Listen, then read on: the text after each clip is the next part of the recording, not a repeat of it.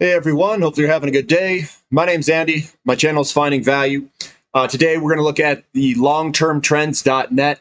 They've got a lot of really good information. Sometimes I go on here and check out some of the charts.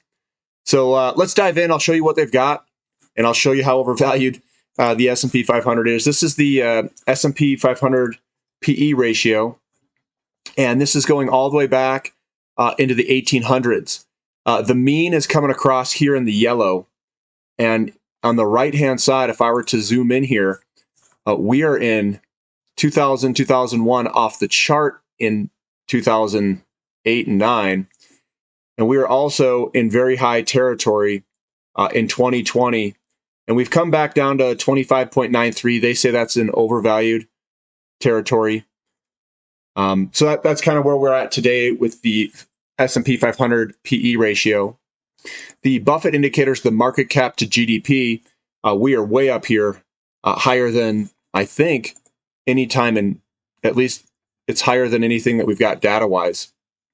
And I suspect this would come back down.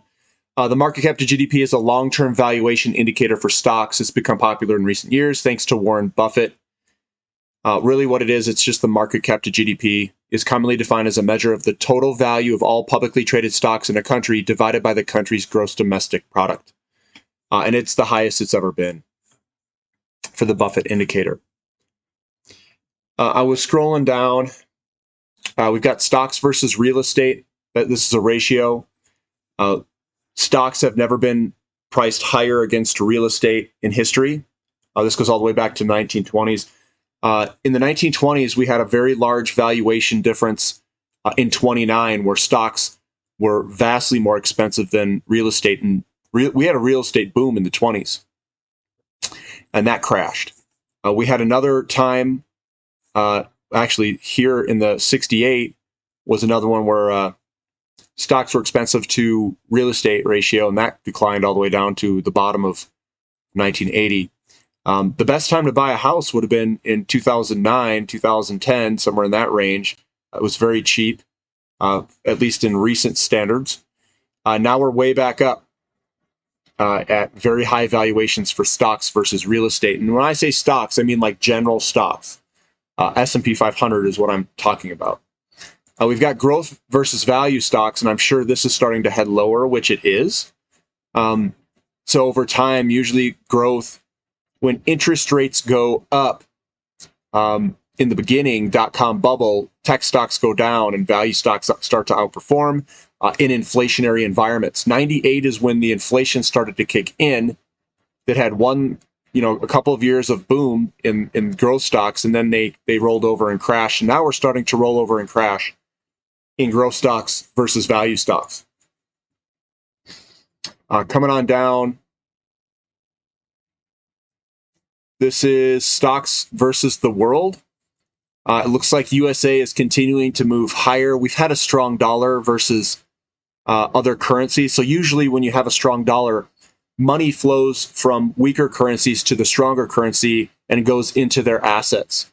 I think that's what's happening at the current time. I think this will change at some point, and the world will outperform US stocks depending on currency valuations. We've got the Dow to gold ratio. It's right up here, hanging out at about 1920. Let me back out. We've got this kind of pattern bouncing back and forth. I'm suspecting that this goes down. But I think that we are in an inflationary environment based off of the real estate cycle. A lot of other people may not know that relationship. So the market may think otherwise, that the inflation is mainly driven by the stimulus, and that stimulus has been taken away. So the overall perception may be that the inflation is completely driven by stimulus, and a lot of it is. I would agree with that, but I also think that no one's taking into account the credit expansion from the real estate market. So I'm in that camp. I think it's going to last longer than what most people think. We are ramping up housing starts quite dramatically. Permits are about 1.9 million. That's a lot higher than what it's been recently. We start getting around the 2 million mark, we're at a pretty big expansionary phase of real estate, and that can last for 10 years, at least what some people have calculated, given the deficits and the growth of the average growth and the deficits that we have in the housing market. We could average 2 million for 10 years, which would be the biggest, it would be the biggest housing real estate expansionary phase ever. So we could be the most inflationary as well, even more inflationary than the 70s if we can build and maintain that type of build rate. So moving on down, we've got the real estate to gold ratio, and that is still very low, meaning that real estate is priced quite low against gold. It doesn't mean that real estate's going to outperform gold. We could have another leg lower based off of the market conditions, and usually gold does very well under an accounting mechanism during a real estate boom. So I do think we could come down, we could go sideways, and then we could compress even further where gold could buy more real estate in the future, given the market conditions in real estate. We've got the oil to gold ratio. This thing is looking fantastic. In fact, what I did is I took this one and I actually threw a line on it because it looks so interesting.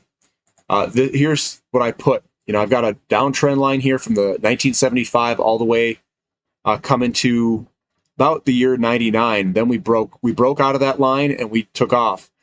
We are breaking out of the 2008 down to 2021, 22 line here, and we're breaking the downtrend line for the oil to gold ratio right here. This has a long way to move up. If we hit levels like 2008, that means that oil is going to outperform gold by a factor of 3. So if gold's a moving target and it moves up quite a good amount, let's say it goes up 50%, that means that oil is going to do a 3x. It has to go up 3 times gold's price to get to the 2008 high. One would ask, what are the market conditions for a 2008 high? I think the fundamentals are actually better. I think less money is going to be invested into oil, and more people are going to demand oil. Oil is a premium fuel, and the world hasn't switched off of it yet. So I think we could probably compress the ratio even further than what we have in the past. But that's my take. We'll see if that is true or not, and how it bears out. We've got gold to silver ratio. This is a very long-term chart. You can see that we kind of peaked out here at about 100. It's been coming back down. I do suspect this would roll over and come back down and compress, hopefully somewhere below 25 even. That would be a huge outperformance of silver versus gold, and definitely an outperformance of silver versus a whole bunch of different assets. So that's one that I'm interested in because I own a lot of silver, physical silver. Here's U.S. debt to GDP. I'm sure this thing's rocketing higher, which it is. It's rocketing higher. It's hitting this high here, and we'll see where this thing ends up. We've got the M2 money supply growth versus inflation. You can see inflation really start to take off here. That's the red line. The red line's inflation, and we're heading higher. We've got the M2 growth, which is this guy coming up here at 27%, and then it does decline. And this is where I think people are looking and saying that we're going to have a little disinflation, and then they're still printing at a rate that's much higher than 10%, 13%. And that's about the same rate as the 70s, M2, about 13%. So we've got this huge kind of move higher. It comes back and settles lower. I think inflation is going to remain high, but we might have a period where we get a huge surge of inflation, and it does calm back down a little bit. And that's what some people are talking about that, and we can see it in the M2 money supply. The M2 money supply is a precursor to inflation. So that is one thing, and I'm not doing anything about it, guys. I'm just riding it because there's going to be a lot of inflation in the system with the M2 money supply growing at 13%. But we might have a surge and then a relaxation of that. We look at the stocks to commodity ratio. This is kind of long term. It's way up there.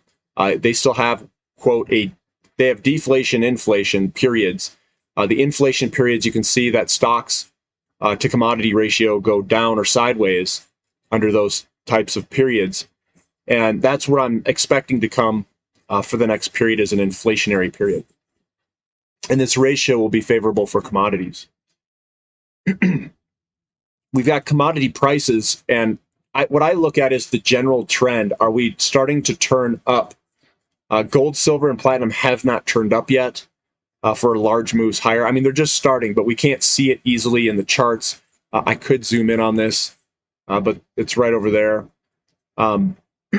Base metals, iron ore went way up and then kind of crashed back down. The other ones are all starting to turn up.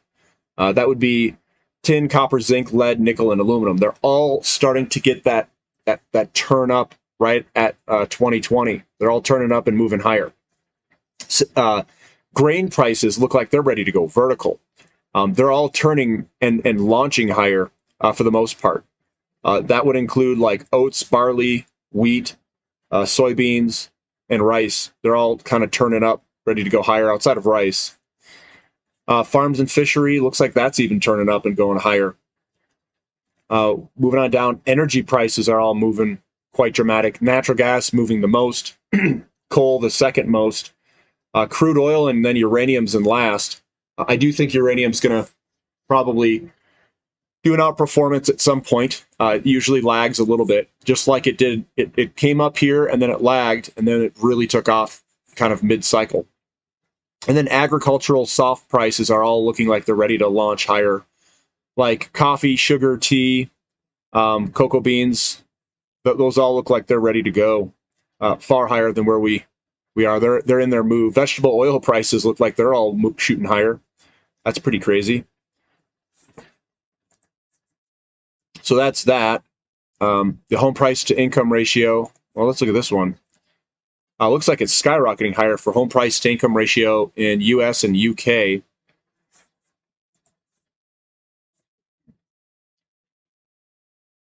says historically, an average house in the US cost around 5 times the yearly household income. During the housing bubble of 2006, the ratio exceeded 7. In other words, an average single-family house in the United States costs more than 7 times the U.S. median annual household income. And I'm sure this has the affordability. I know the affordability is still good because interest rates are so low. And obviously, affordability would have to be the worst when we have the worst demand-supply deficit. And that's where we're at today, I think. But that's that. But that's all I've got for today there. I just wanted to share some charts with you guys. Look at all this stuff on longtermtrends.net. You can go on there and watch some of this stuff. I think that we're coming into an inflationary period, obviously. That's kind of my viewpoint. And the market may or may not agree with how long that is, but we'll see. It seems like the market is pricing in a highly inflationary move in a short period of time, and then it'll die down kind of behind it. I think it'll be sustaining because of the real estate market and the imbalances in the real estate market and the new homes that we have to build. If you guys like the content, give me a thumbs up. Subscribe to the channel if you haven't already. And thank you for listening. This is Finding Value.